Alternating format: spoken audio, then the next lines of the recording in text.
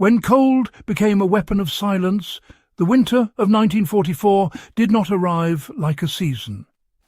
It arrived like an ambush. No forecasts, no warning sirens, just a brutal collapse of heat across a continent already shredded by war. Bombs had flattened electrical grids. Gas lines were twisted metal. Coal depots were smoking craters.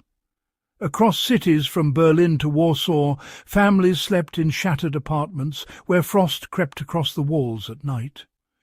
On the Eastern Front, soldiers crouched in frozen trenches as uniforms stiffened into armour made of ice. And here's the truth history carved into that winter. In total war, the most dangerous enemy is often the one you cannot hear. Cold doesn't explode, it doesn't scream, it drains.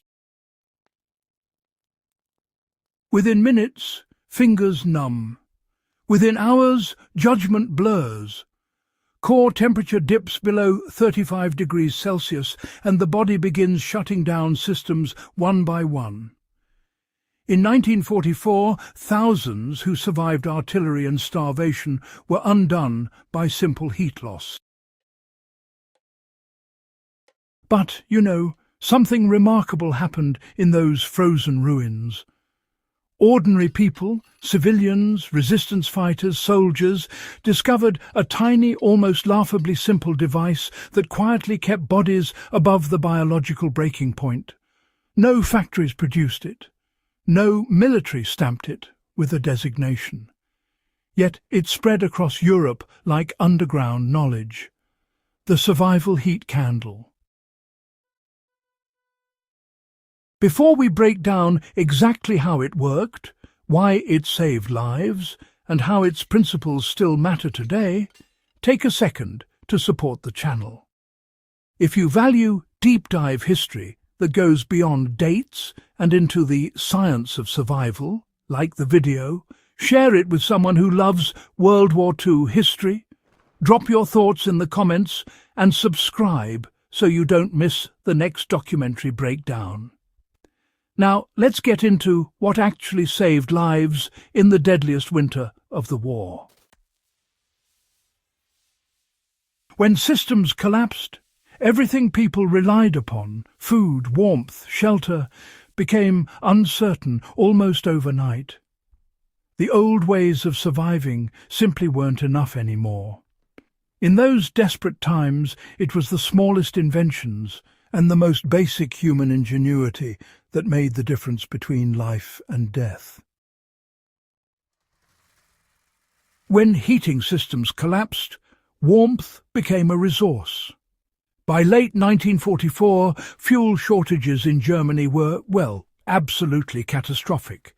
Rail lines were destroyed, coal transport halted. In cities like Dresden and Cologne, civilians burned furniture, books, even floorboards, just to keep warm.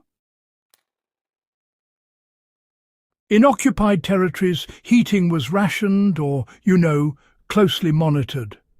In Paris and across Poland, wood gathering could draw attention. Stoves sat cold for days, and people just had to endure the chill. On the front lines, the problem was even worse. Foxholes filled with frozen mud. Water turned solid overnight. Weapons jammed as mechanisms iced shut. Hypothermia didn't announce itself dramatically, it crept. First clumsiness, then confusion, then the overwhelming urge to sleep.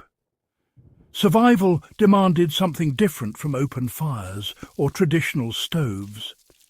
It demanded efficiency. The deadly misconception about candles.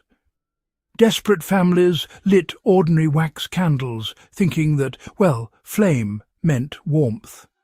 But here's the physics. Open flame heat rises rapidly. It shoots upward and collects near ceilings or escapes through broken roofs. The air around a seated person barely changes. A candle gives light, but it does not meaningfully heat a space. This misunderstanding, honestly, cost lives. Flames burned steadily while bodies cooled beneath them. The breakthrough came when people stopped equating fire with warmth and started thinking about how heat actually behaves. When survival was on the line, innovation became a necessity. People began to pay attention to the basic laws of physics, realizing that simply producing a flame was not enough. They observed, experimented and learned, sometimes the hard way, that warmth needed to be managed, not just created. It wasn't about making a bigger fire, but about finding ways to keep heat where it was needed most. These hard-won lessons, shaped the next steps in survival technology. The birth of the survival heat candle. There was no single inventor. In bombed-out neighborhoods, families rolled cardboard tightly and packed it inside tin cans. They poured melted wax over the top. Others used cloth strips soaked in tallow or cooking grease. Resistance fighters filled paint cans with fat. Soldiers scraped drippings from field kitchens. Across different regions, without coordination, people converged on the same design. A metal container, a dense wick matrix, slow-burning fuel. It was improvisation guided by observation. If heat rises, trap it. If flame burns too fast, slow it. If warmth disappears, contain it. What emerged was not powerful. It was efficient. Multiplying heat. Sometimes it all comes down to a bit of ingenuity. Civilians discovered something even more powerful, kind of by accident. If you cluster several heat candles together and then cover them with a clay pot or maybe a bucket or even a dented old cooking pot, something interesting happens. The cover absorbs the rising heat and, well, it actually becomes a sort of thermal mass.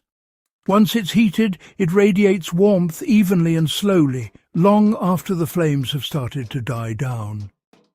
Without any formal engineering knowledge, people were, in effect, recreating the basic principles of a heat exchanger. They didn't generate more heat. No, instead, they simply stopped losing the heat they already had. And that distinction, well, it changed outcomes in ways that really mattered. The silent danger carbon monoxide. The same device that preserved life could, well, end it too. Burning fuel consumes oxygen and produces carbon monoxide. In sealed basements, this invisible gas accumulated quietly. Survivors understood a non-negotiable rule: ventilate. Even a cracked window or a small air gap prevented oxygen depletion. Many who sealed rooms completely in hopes of trapping heat were later found beside candles that still burned. Cold kills slowly. Carbon monoxide kills silently. Respecting both was, honestly, essential. The limits that made it powerful. The survival heat candle cannot warm a large room. It cannot replace a stove. It cannot function safely in an unventilated space. Its power lies in its humility. In -20 degrees, you don't need luxury. You need to prevent collapse. A few degrees can mean the difference between numbness and mobility. The heat candle created a narrow zone of life in an environment designed to extinguish it.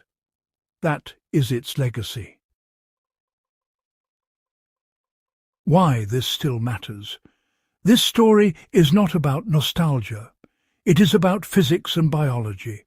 Energy management, thermal mass, radiant heat, ventilation, these principles are timeless.